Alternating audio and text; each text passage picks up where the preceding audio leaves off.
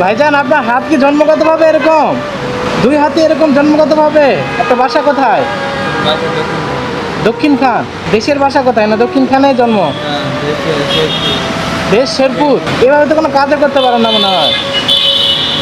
আহা, একটা ওজন মাপার মেশিন কিনে দাঁড়াইলেই তো মনে হয় আর এই যে হাত পাততে হয় না। 1000 টাকা হইলে তো একটা ওজন মাপার মেশিন হয়। কিনবেন?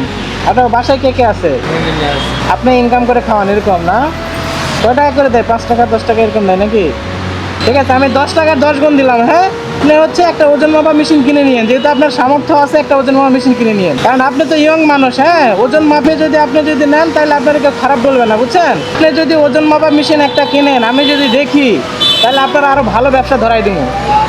ঠিক আছে ভাইজান, হ্যাঁ আমি দিলাম আমার সামর্থ্য অনুযায়ী। আল্লাহ যদি আরো সামর্থ্য দেয় ভবিষ্যতে, তাহলে আমি আরো বড় ধরনের হেল্প করার জন্য চেষ্টা করবো। ঠিক আছে, ঠিক আছে, আসসালামু আলাইকুম।